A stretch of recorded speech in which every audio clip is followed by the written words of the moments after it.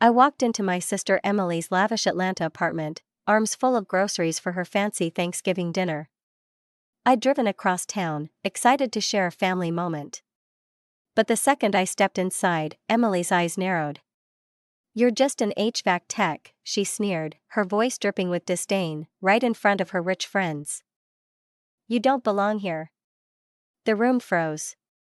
Her words hit like a punch, tearing through my pride. I'd built a thriving business, Coolbreeze Solutions, from nothing. I'd paid for her $60,000 a year tuition at Crestwood University. And this was my thanks? Humiliation in front of strangers. My heart pounded as I grabbed my coat and walked out, their silence ringing in my ears. Tears stung my eyes, but something shifted inside me. Enough was enough. That night, alone in my office, I stared at my computer screen. My finger hovered over the button to transfer Emily's college fund, $90,000, back to my account. I'd given everything for her, but I wouldn't let her shame me anymore. I clicked confirm.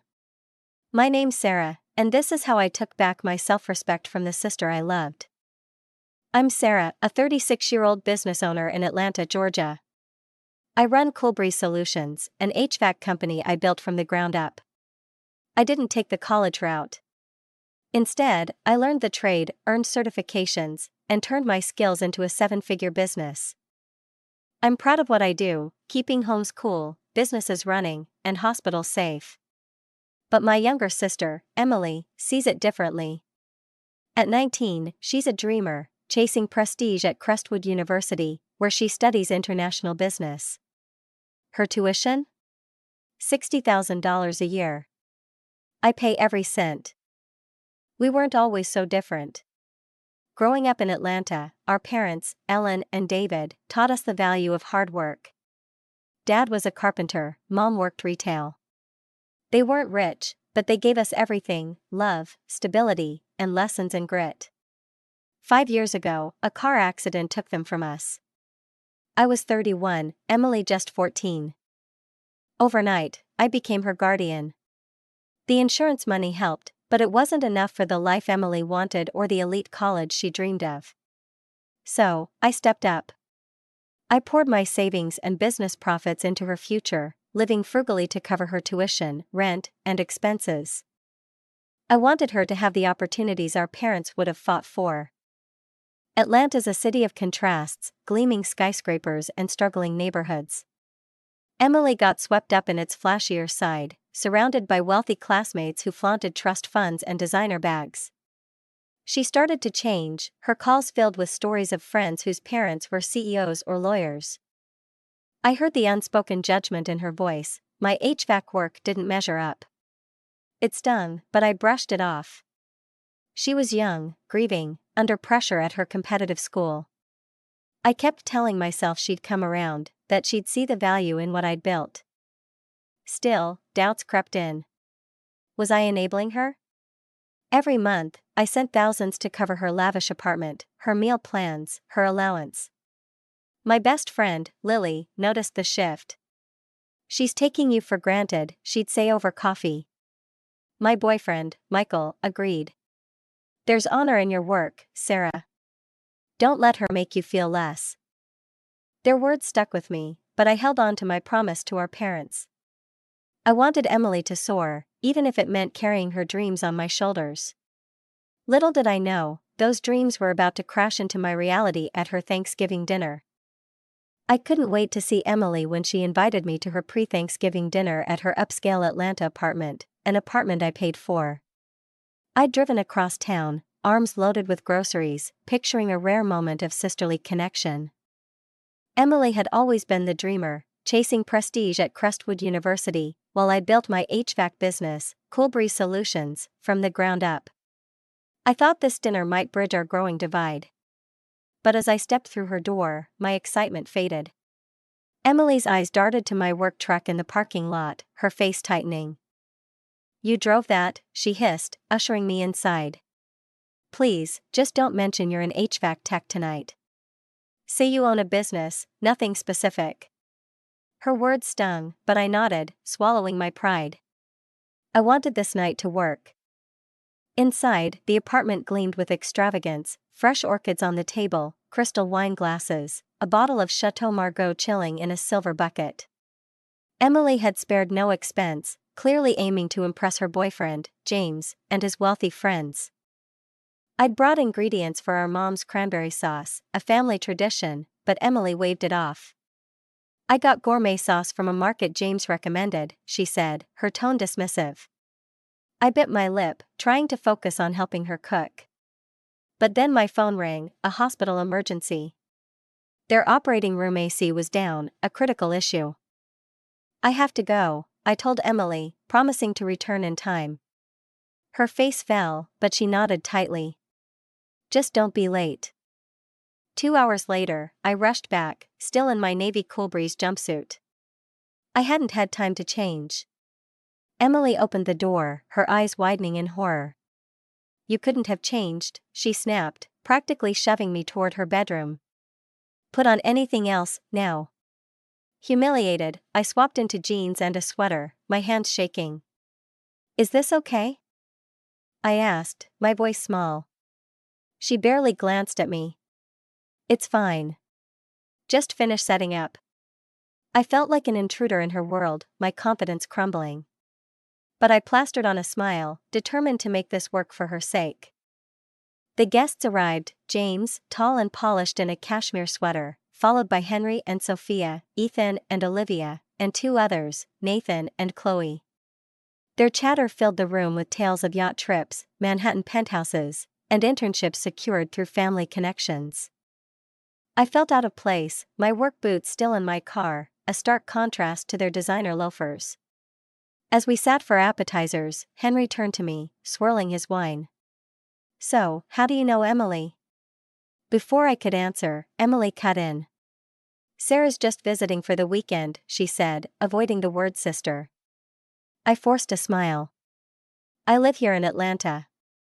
I own a business." "What kind?" Olivia asked, her tone genuinely curious. Emily tensed beside me. I took a breath. "I run an HVAC company, Coolbreeze Solutions. We handle heating and cooling for homes and businesses, like the new Bayside Medical Center." Henry smirked, exchanging a glance with Ethan. "So, you're the one we call when the AC breaks?" he said, his voice dripping with condescension. "Among other things," I replied, keeping my voice steady. "We also ensure operating rooms stay at the right temperature for surgeries." Olivia's eyes lit up. "That's actually really important. My dad had surgery last year, and I never thought about that." Emily quickly changed the subject. "James, tell us about your family's new vineyard," she chirped. As the night went on, I noticed her rewriting our story.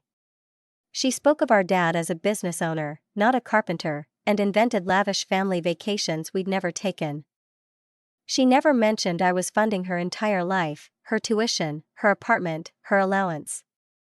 When Olivia asked about our Thanksgiving traditions, Emily waved a hand. "Oh, just boring stuff, nothing special." My heart sank. Our traditions, Mom's cranberry sauce, Dad's gratitude ritual, backyard football in the snow, were sacred. Her dismissal felt like a betrayal of our parents' memory. I couldn't stay silent. "Actually," I began, "our parents made Thanksgiving special." "Mom would," Emily cut me off, her voice sharp. "Sarah, no one wants to hear about that old-fashioned stuff." The table went quiet. James raised an eyebrow, and Olivia looked sympathetic. I swallowed hard, my face burning. In the kitchen, I confronted her. "Why are you acting ashamed of our family?" She hissed back, "I'm trying to fit in." "You wouldn't understand. Just don't talk about your job or the tuition, okay?" Her words sliced through me. "Fine," I said, my voice cold. "I'll keep your secrets." The dinner only got worse. As we served the main course, James's friends grew bolder. Nathan leaned back, smirking. "So, Sarah, HVAC must be hands-on. Do you, like, crawl through vents all day?" Laughter rippled around the table. I forced a smile. "Sometimes." But I mostly manage my team now, 15 employees, big commercial contracts. Henry snorted. Still sounds like grunt work. Olivia shot him a look. Ignore him, Sarah. That sounds impressive. But Emily's silence was deafening. She didn't defend me, didn't acknowledge my role in her life. I felt invisible, reduced to a stereotype in her glittering world. Then it happened. Over dessert, Ethan asked, "So, Emily, do you ever help with Sarah's business?" Emily's face flushed. "No, I'm focused on my international business degree. I'm aiming for corporate finance, not local repair stuff." Her words were a slap, but Nathan pushed further. "How'd you get into HVAC, Sarah? Family thing?" I started to answer. "Our dad was a carpenter, so I grew up around." Emily slammed her fork down. "Enough," she snapped, her voice shaking. "No one cares about Dad's carpentry or your AC repair job, Sarah. It's boring. It's embarrassing. You're just an HVAC tech, crawling through basements. Do you know how that sounds to people like James and Henry?" The room froze. My breath caught, her words like a knife to my chest. James shifted uncomfortably. "Emily, that's enough," he murmured. But she wasn't done. "You don't belong here," she said, tears in her eyes. "You're ruining everything with your blue-collar talk. Just go." The silence was suffocating. I set my napkin down, my hands trembling but my voice steady. "I'm sorry for embarrassing you with my honest work." I grabbed my purse and coat, Olivia's soft, that was uncalled for, trailing behind me as I walked out. The door closed with a quiet click, but it felt final, like a chapter slamming shut. Outside, the November air hit me like a wave. Tears spilled down my cheeks as I stumbled to my car. "Just an HVAC tech," I repeated, her words searing into me. I'd raised her, paid for her dreams, and she'd thrown me away to impress people who didn't even know her. As I drove home, the hurt gave way to a flicker of resolve. Emily had crossed a line, and I couldn't unsee it. Something had to change, not just for her, but for me. The sting of Emily's words, "You're just an HVAC tech, you don't belong here," followed me out of her apartment and into the cold Atlanta night. My hand shook as I gripped the steering wheel, tears blurring the city lights. I'd built Cool Breeze Solutions from nothing, turned a trade into a thriving business, paid for her $60,000 a year tuition at Crestwood University. And yet, my own sister had reduced me to a punchline in front of her rich friends. The betrayal cut deeper than I could have imagined. I drove home in a haze, replaying her sneer, the silence of her guests, the way she'd dismissed our family's legacy. I'd given her everything, my savings, my time, my dreams, only to be humiliated for who I was. When I got home, I collapsed onto the couch, staring at a photo of our parents, Ellen and David. They'd raised us to value hard work, to find pride in honest labor. Dad's calloused hands from carpentry, Mom's long retail shifts, they'd built a life for us. 5 years ago, when they died in that car crash, I promised to take care of Emily, to give her the future they'd dreamed of. I'd poured every dollar from their insurance into her college fund, worked weekends and holidays to keep her at Crestwood. But as I sat there, Emily's words echoed, "You're embarrassing me." Was this what my promise had become? Enabling someone who despised what I stood for? I pulled out my journal, something I hadn't touched in months. My pen scratched across the page. "I've given Emily everything, but I can't let her take my self-respect. Mom, Dad, I hope you understand." Writing it felt like a confession, a release. I thought of the sacrifices, skipping vacations, driving an old Honda while Emily lived in a luxury apartment I paid for. I'd told myself it was for her future, but now I wondered, was I just teaching her to take me for granted?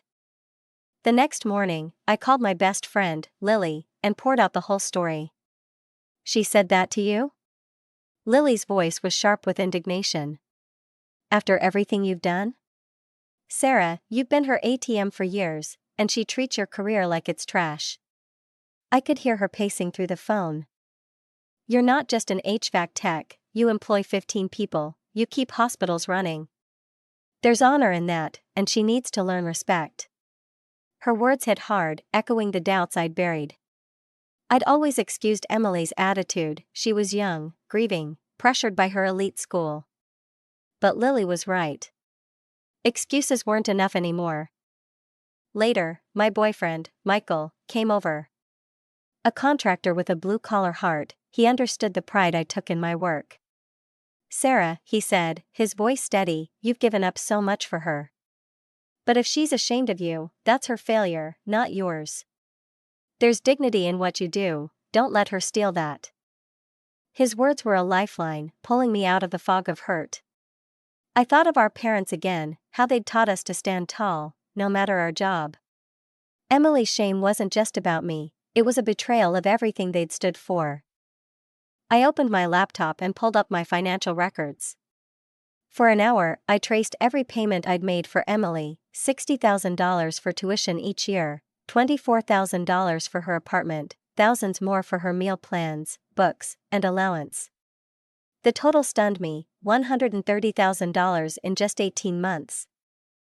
That was money I could have used to expand Coolbreeze, hire more staff, or even take a day off. Instead, I'd poured it into someone who called my work embarrassing. My chest tightened with a mix of anger and clarity. I'd been enabling her, letting her build a life on my sacrifices while she looked down on me. That evening, my phone buzzed with a text from Emily: "You totally overreacted.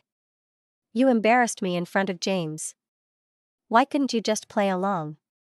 No apology, no regret, just blame." I stared at the message, my anger flaring. She didn't even see what she'd done. I showed the text to Lily, who shook her head. "She's manipulating you, Sarah. She thinks she can guilt you into forgetting this." Michael nodded. "You deserve better than this. It's time to draw a line." Their support gave me strength, but the decision was mine alone.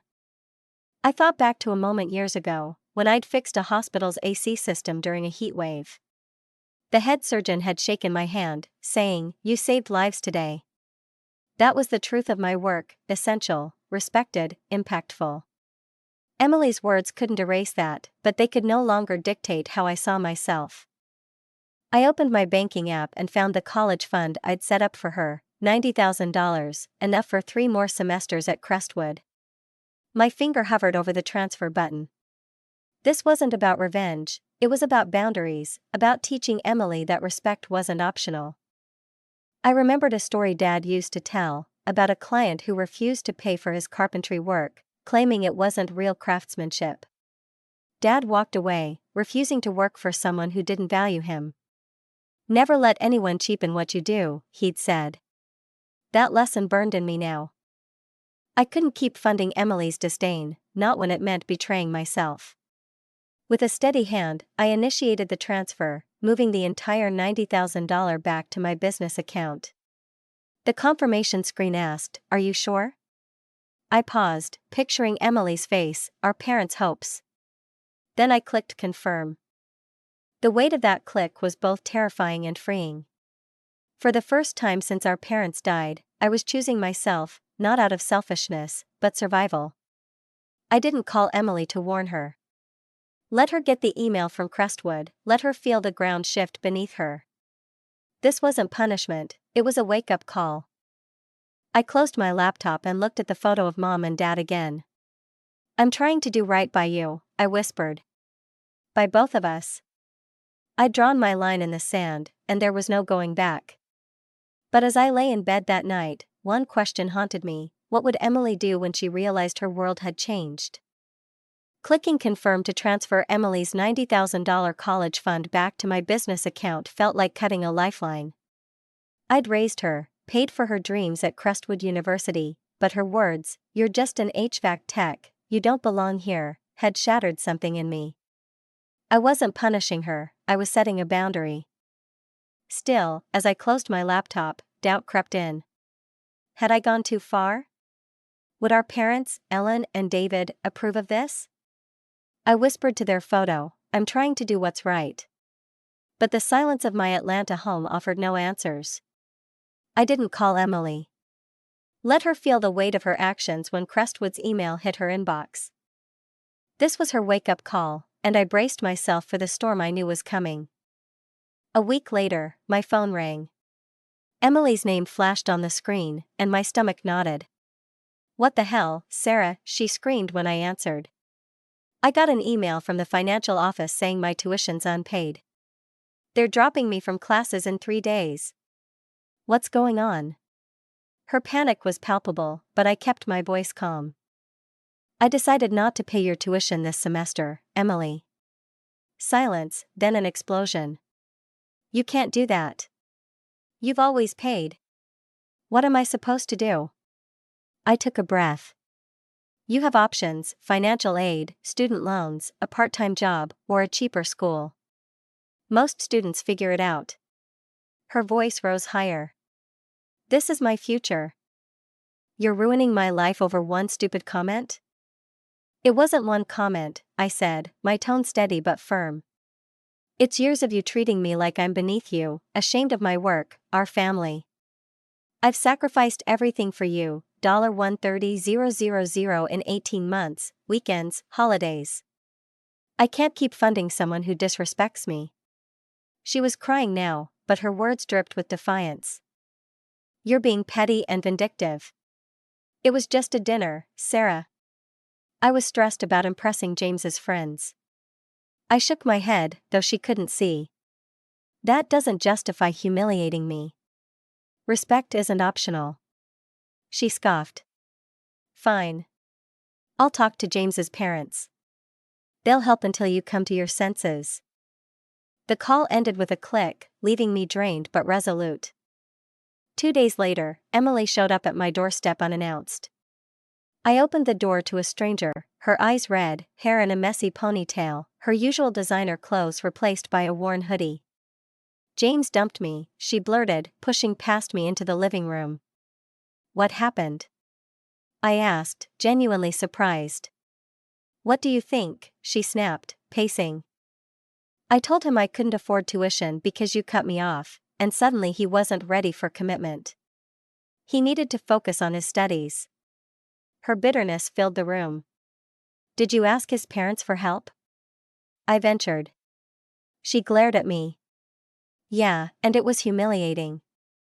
His dad suggested scholarships for disadvantaged students, and his mom recommended waitressing at their country club." I felt a pang of sympathy, but I held firm.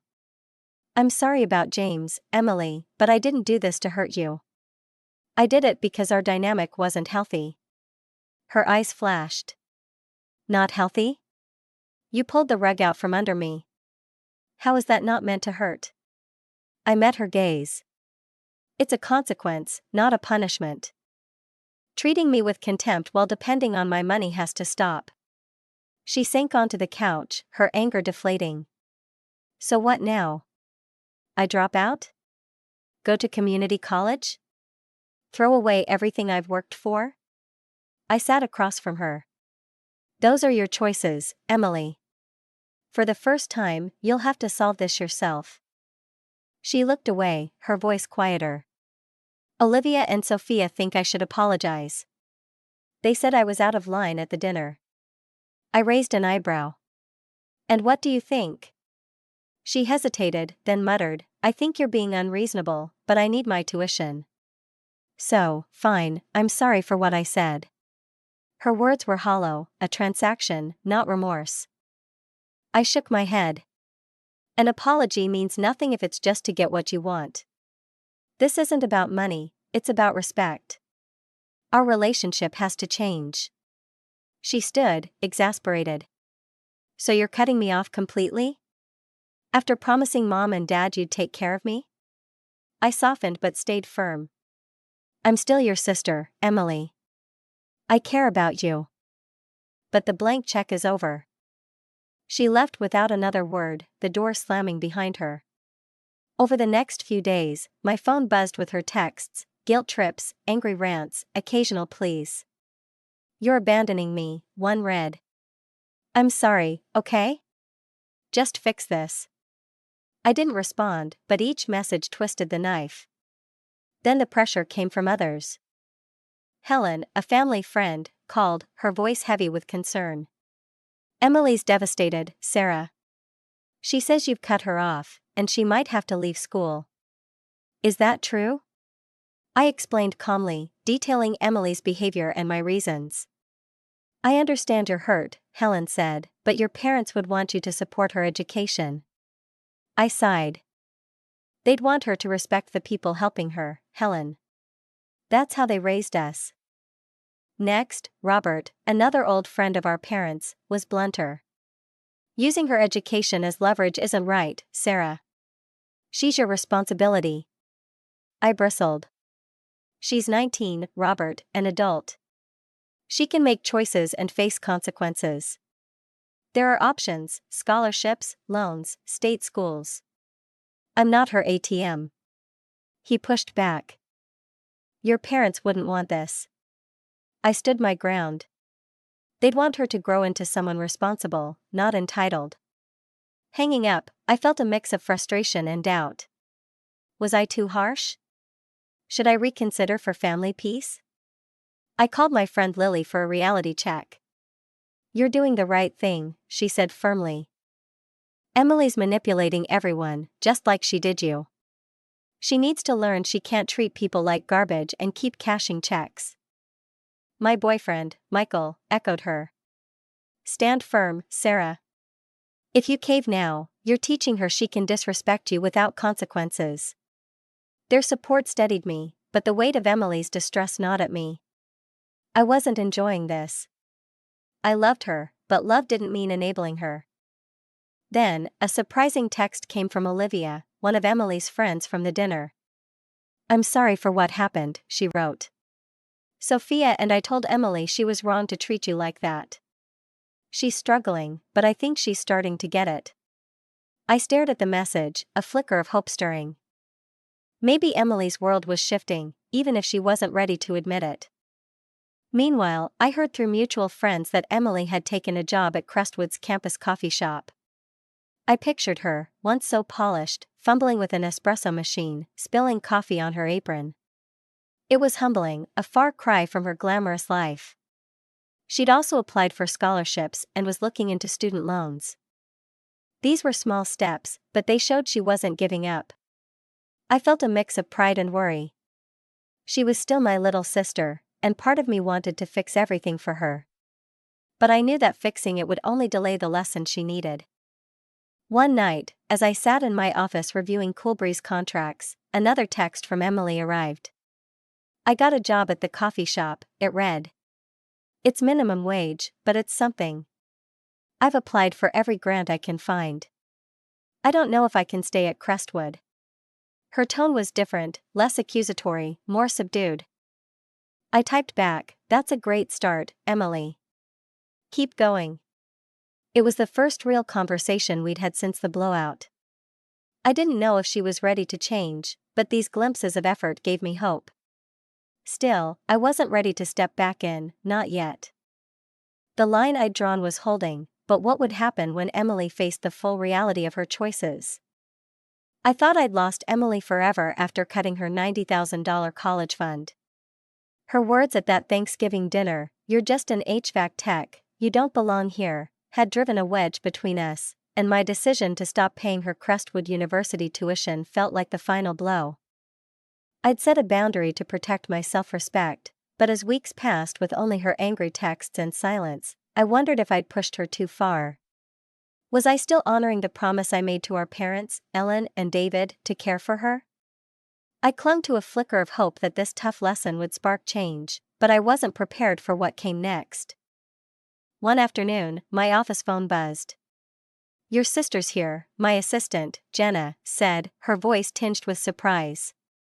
Emily had never visited Coolbreeze Solutions before. My heart raced as I cleared my desk, unsure what to expect. When she walked in, I barely recognized her, no designer clothes, just jeans and a simple sweater, her hair pulled back in a no-fuss ponytail. She hovered in the doorway, taking in the framed certificates and project photos on my walls. "I've never been here," she said, almost shyly. "It's nice." I gestured to a chair. "Thanks." What brings you by? Her eyes met mine, uncertain but earnest. I wanted to talk in person. And I was curious about your work. I realized I've never seen what you do. Before I could respond, my phone rang, an emergency at Bayside Corporate Center. A major client's cooling system was down, threatening their operations. I have to go, I told Emily, expecting her to leave. But she surprised me. Can I come with you? I'd like to see what you do. Her request caught me off guard, but I nodded.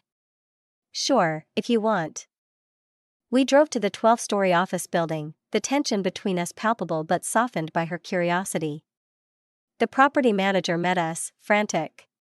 The 5th floor sweltering. The Lawson Group's threatening to break their lease if we don't fix this. I assured him, we'll handle it. In the mechanical room, my team, Jenna and Mark, was already troubleshooting. I introduced Emily briefly, then dove into the problem, analyzing the HVAC system's failing compressor. For an hour, I directed my team, coordinated with the manager, and devised a temporary fix while ordering a replacement part. Emily stood quietly, watching me navigate the chaos with confidence. At one point, I caught her staring, her expression unreadable, not the embarrassment I was used to, but something closer to awe. When we stabilized the system, the manager shook my hand. This is why we trust Coolbreeze, Sarah. You're unmatched. Emily's eyes widened, as if seeing me for the first time. In the car, she broke the silence. That was impressive. The way everyone listened to you, how you solved it under pressure. Even that manager treated you like you were the most important person there. I shrugged. In that moment, I was. My team and I were the only ones who could fix it. She looked thoughtful. I never got it. I just thought you fixed air conditioners. But it's more, designing systems, managing people, running a business. Her words hit me hard. For years, she'd dismissed my work, but now she was seeing its value. Jessica mentioned you hired her when no one else would take a female tech seriously, she added. I nodded. She's one of my best. She just needed a chance. Back at my office, we sat down to talk, really talk, for the first time in months. Emily took a deep breath. I came to apologize, Sarah. Not for money, but because I'd been awful to you. At the dinner, I was a snob, trying to impress James and his friends. I hurt the one person who's always been there for me. Her eyes filled with tears, her sincerity cutting through my defenses. Why was their approval so important? I asked gently. She sighed. I wanted to belong in their world, to feel special.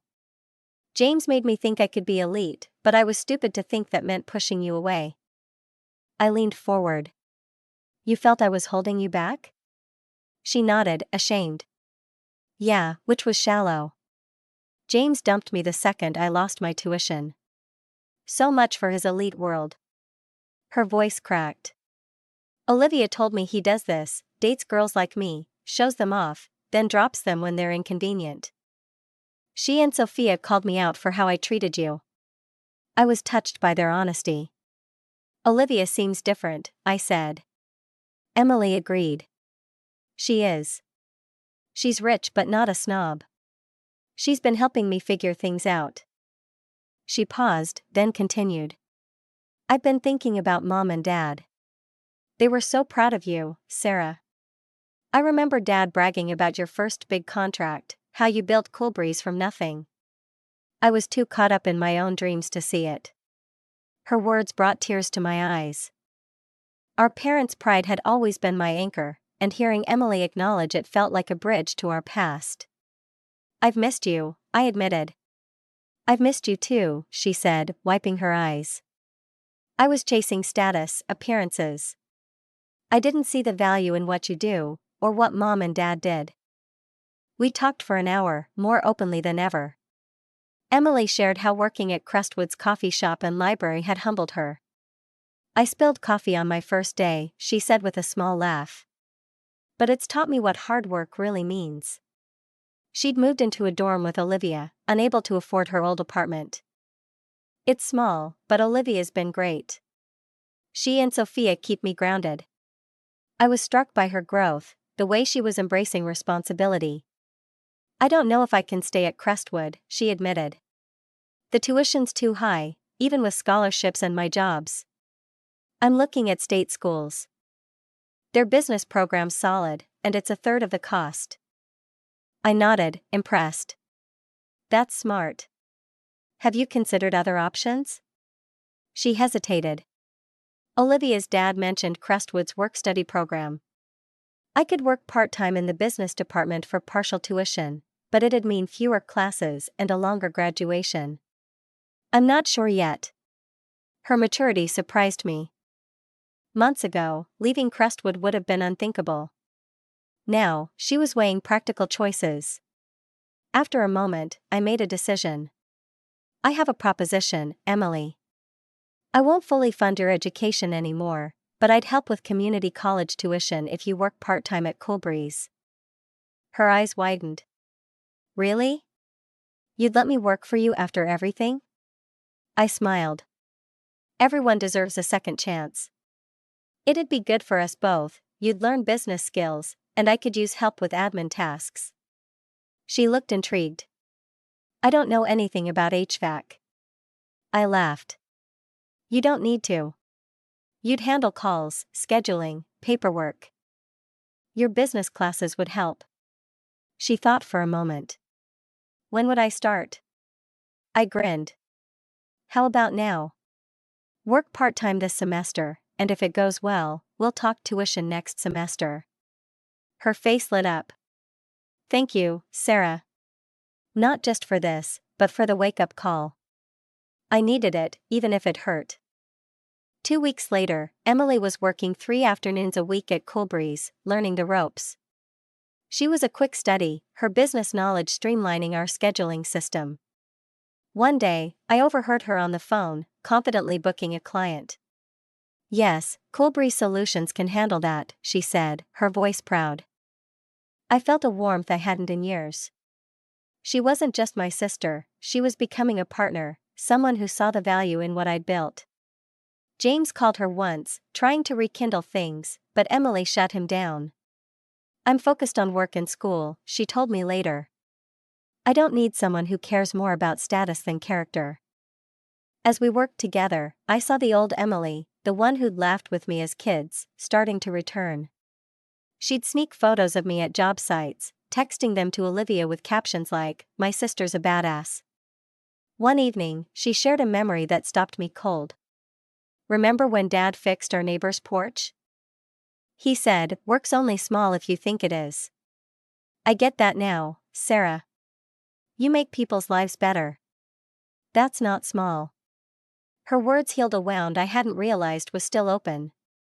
The sister who'd once been ashamed of me was now my biggest cheerleader. Our relationship wasn't perfect. We still bickered sometimes, but the dynamic had shifted. Emily respected me, not just as her sister but as a professional. I respected her too, for facing her mistakes and choosing to grow.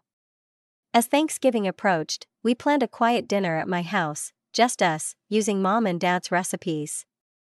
It felt like a chance to reclaim what we'd lost, not just with each other, but with the family we'd always been. I didn't know what the future held, but for the first time in a long time, I believed we'd face it together. As Thanksgiving approached, I stood in my Atlanta kitchen, chopping vegetables for Mom's cranberry sauce, the recipe card worn from years of love. Emily was beside me, rolling dough for Dad's favorite biscuits, her laughter filling the room. Just months ago, she'd kicked me out of her lavish dinner, calling me just an HVAC tech to impress her rich friends. That betrayal led me to cut her $90,000 college fund, a decision that broke my heart but forced us both to grow. Now, here we were, reclaiming our family's traditions, not as guardian and dependent, but as equals. The journey hadn't been easy, but it brought us back to each other, and to the values our parents, Ellen and David, had instilled in us. That night, joined by my best friend Lily and boyfriend Michael, we sat around my dining table, the aroma of roasted turkey and nostalgia in the air. Emily raised her glass, her eyes glistening. To Sarah, she said, her voice steady but emotional. You taught me the most important lesson this year. Success isn't about job titles or who you know, but your integrity and how you treat those who love you. We clinked glasses, and I felt a wave of gratitude. The pain of her rejection had led to this moment, a bond stronger than before, built on mutual respect. 6 months later, life looked different. Emily had transferred to Atlanta Community College, balancing night classes with part-time work at Coolbreeze Solutions, my HVAC business. She thrived, her business major shining as she streamlined our client database. One spring afternoon, she burst into my office, waving a paper. Straight A's this semester, she announced, beaming. I hugged her, proud of her grit. Those night classes are paying off, I said. She grinned. My professor loved my business plan project, expanding an HVAC company into green energy, using Coolbreeze as a case study. I raised an eyebrow, amused. You used my company? She nodded. It's inspiring, Sarah. You built something real. Her words marked a transformation. The girl who'd once cringed at my lowly trade now saw its value. At a recent HVAC industry conference, Emily joined me, presenting her green energy ideas to potential partners. Her confidence stunned me, and when a client asked, "Are you Sarah's sister?" she replied, "Yeah, and I work for her company." It's the best education I could get. I nearly teared up. She wasn't just proud of me, she was proud to be part of what I'd built. I started envisioning a future where Emily could take a bigger role at Coolbreeze, maybe even as a partner one day. Her business savvy and newfound work ethic made it possible. Emily's personal life had shifted too. Over dinner with Lily and Michael, she mentioned running into Olivia, her friend from Crestwood. She transferred to State University, Emily said. Her dad lost money in bad investments, so Crestwood was too expensive. She's happier now, dating a music major named Carter. Says it's nice to be with someone who values art over status. I smiled. Good for her. Emily nodded. I've made new friends at community college. They're focused on skills, not networking with elites. It's refreshing. She paused, then added, I used to be so embarrassed to say you were an HVAC specialist. Now I brag about Coolbreeze everywhere. Her honesty touched me. From embarrassment to pride, that's a journey, Michael said, chuckling. Emily blushed. I was a snob, thinking success meant fancy titles. But you, Sarah, you employ 15 people, keep businesses running, built it all yourself. That's bigger than any corporate job.